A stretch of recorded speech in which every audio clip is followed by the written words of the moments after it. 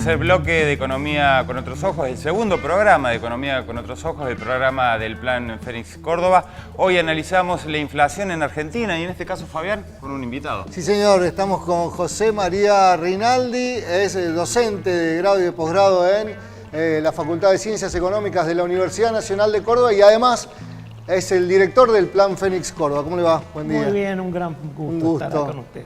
Desde el aula y ahora lo tenemos acá entrevistándolo, porque hemos sido alumnos de José María en nuestra juventud, ¿no? Exactamente, cuando estudiábamos. Efectivamente. Bueno, vamos a hablar de inflación y la primera pregunta tiene que ver con un lugar común que dice que la emisión monetaria lo que hace es crear más inflación. ¿Esto es así o es un mito? Sí, la economía es una ciencia de expectativas frustradas.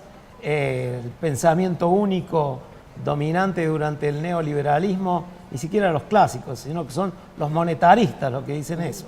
En realidad hay dos formas de ver la economía, en forma interdisciplinaria, integral, en forma empírica, esto desde el conocimiento científico, como hacemos los que nos encontramos dentro de la heterodoxa, entre ellos el Plan Fénix, o la visión que hace un análisis matemático, lógico, econométrico, parcial y abstracto de la economía, que muchas veces no tiene evidencia empírica. Eso es lo que ocurre con estas visiones que dicen la emisión monetaria es la que genera la inflación. Entonces eso, el estructuralismo, por ejemplo, le responde diciendo que tiene que ver que un atado de lechuga del cinturón verde al mercado aumente 5 pesos el valor, que tiene que ver los agregados monetarios. Bueno, son parcializaciones y abstracciones que han hecho principalmente el monetarismo, puesto de moda a mediados de los 70 e instalado en las dictaduras principalmente de América Latina como receta para las economías de esa época. Incluso, José María, suelen también achacarle a las subas salariales parte de la culpa de la inflación. Sí, eso es lo que... La inflación es un fenómeno abstracto, es bastante ambiguo, es multicausal, hay causas estructurales, hay causas que propagan la inflación y dependerá de cada caso, de cada coyuntura, de cada país, de cada momento histórico, si la inflación es generada por las distorsiones en su estructura, por los monopolios, por la inflación importada, por la expectativa en el valor del dólar, o por los déficits, la emisión a modo de propagación. Para dilucidar esto, lo importante es que primero, cuando alguien le dé un diagnóstico como una verdad revelada, hay que desconfiar. Bien. Y hay que preguntarle al economista quién le paga. Es lo primero que tiene que hacer, entonces va a saber al servicio de qué intereses están. Pero si no me dice quién le paga, ¿cómo hago para saber? Bueno, muchas veces llevan la cocarda también. Entonces, esto es el aspecto, pero principalmente más allá del diagnóstico que tengamos. Por ejemplo, nosotros el diagnóstico que hicimos a principios del 2014 era que la inflación la había generado la expectativa de devaluación. Y fue así, porque cuando se desactivó, primero se devaluó, después había versiones de otra devaluación. Esto digo porque es un desafío para el próximo presidente en cuanto al diagnóstico, ¿no? Simplificar y decir que la mejora del poder adquisitivo es la causa del salario es otra simplificación, como que solo la emisión es la causa. El tema es el diagnóstico para ver qué medidas se aplican. Porque vos podés aplicar, acá hay dos sectores muy claramente definidos. Están aquellos que son las tesis ofertistas, que son las que pinchan la economía, la enfrían, le quitan poder adquisitivo al salario, devalúan, abren, aumentan las tasas de interés. Y están las otras que traccionan por el lado de la demanda, que mejoran el consumo, mejoran el poder adquisitivo, claro, mejoran el gasto público, le dan mucha vitalidad al gasto social en forma contracíclica y evitan, digamos, los impactos de la crisis mundial. Y estos son los que traccionan por el lado de la demanda. Y esto está claramente definido.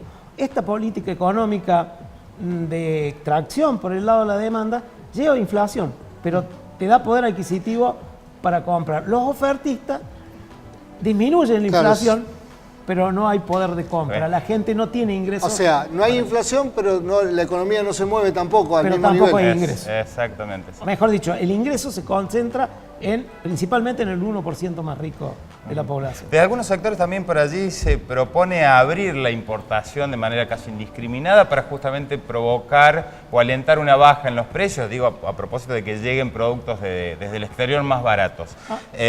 También suena como una propuesta bastante simplista, digo, porque me parece que no tiene en cuenta las consecuencias, el impacto sobre la estructura económica general del país. Consideremos que ningún país del mundo, incluidos los desarrollados, los emergentes, abre su economía, sino que hace un manejo muy administrado y proteccionista del sector externo.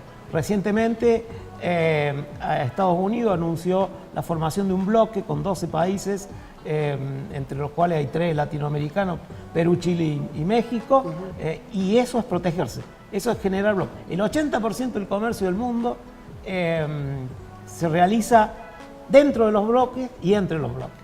Por lo tanto, aquel que proponga una apertura no entendió nada hacia dónde va el mundo. Ahora, evidentemente hubo inflación en Argentina en los últimos años, evidentemente también hubo crecimiento del salario que fue más o menos igualando la inflación.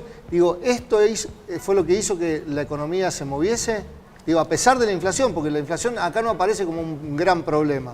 El debate es eso, hasta qué punto la inflación es o no es un problema. Por ejemplo, la política económica del 2003 a esta parte contuvo el traslado de los precios a través de lo que fueron las retenciones al comercio exterior. Es decir, las retenciones actúan como tipo de cambio múltiple y eso evita el traslado de las devaluaciones a las góndolas. No nos olvidemos que nosotros exportamos lo que comemos y tenemos una industrialización que depende de los insumos y bienes intermedios del exterior. Entonces, esos aspectos son fundamentales a la economía.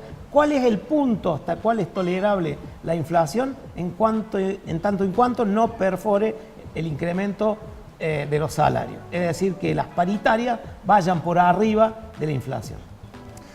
Perfecto.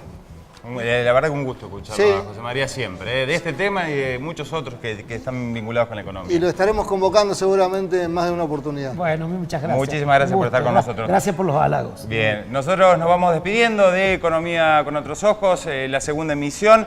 Los esperamos el próximo jueves también por la pantalla de CBA 24N. Y por supuesto, nuestra próxima propuesta va a ser hablar de un tema también muy importante, la industrialización de la Argentina. Ver qué papel tiene y qué papel tuvo en el crecimiento de la economía y seguramente en lo que va a venir. Será hasta el próximo jueves. Muchísimas gracias.